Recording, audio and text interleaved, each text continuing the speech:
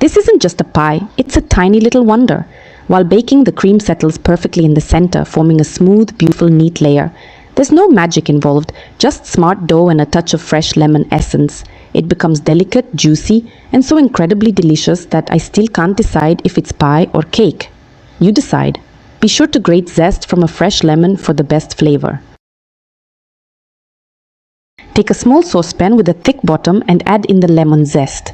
Next, measure out 70 grams of sugar and add it. Crack 1 egg and include it, followed by 1 tablespoon of starch. Any variety works. Potato starch was used here.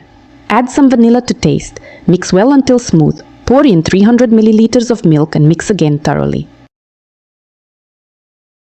Place the mixture over medium heat and cook, stirring continuously until it thickens. Once thickened, take it off the heat. Cover the surface with plastic wrap to stop a skin from forming while it cools, and let it cool completely. You can make this cream in advance and keep it refrigerated. Also, I have great news. The official Tyler website is currently offering incredible deals. I was amazed to find a 60% discount on my favorite set of 3 saucepans, making it the perfect time to buy. The bottom is 4 mm thick and the sides are 0.6 mm. The lid is specially designed for convenient pouring and steam release. If you like sturdy saucepans, this is exactly what you need. Several other items also have a 60% discount. This is the deal of the week. Don't miss out. Discounted items at 60% off are available for just 7 days, just in time for March 8th. An excellent reason to treat yourself. Visit the website and hurry. Promotion stock is limited.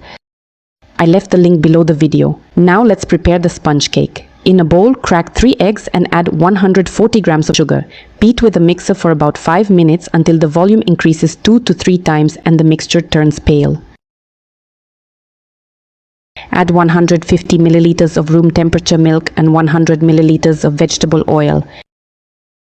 Mix everything gently. Start by measuring 200 grams of flour.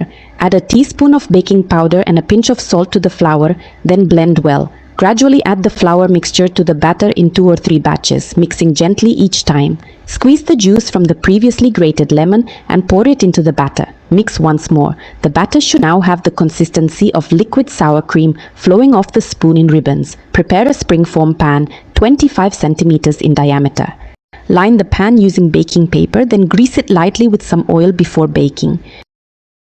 Pour half the batter into the pan, leaving the rest in the bowl. Spread it evenly. Bake at 180 degrees Celsius for 10 to 12 minutes. During baking, the top will firm, preventing the filling from sinking. When done, remove the pan. Let the cream filling cool completely before continuing. This ensures the right texture and avoids problems when assembling or serving your dessert.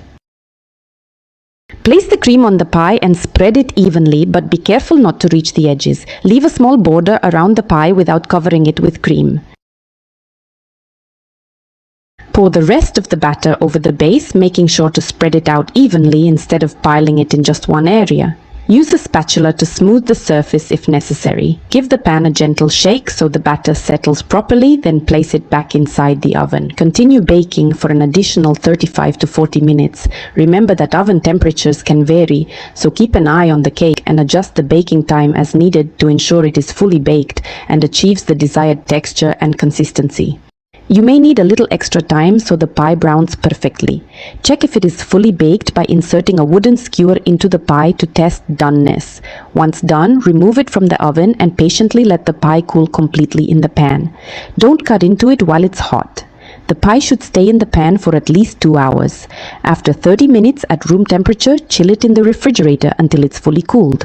Then carefully remove the pie from the pan, decorate as you like, sprinkle lemon zest, and finally cut and enjoy. This dish is incredibly tasty, delicate, juicy, and tender. Words can't fully describe it. Give it a try. You'll enjoy it. I hope it brings you warm feelings too.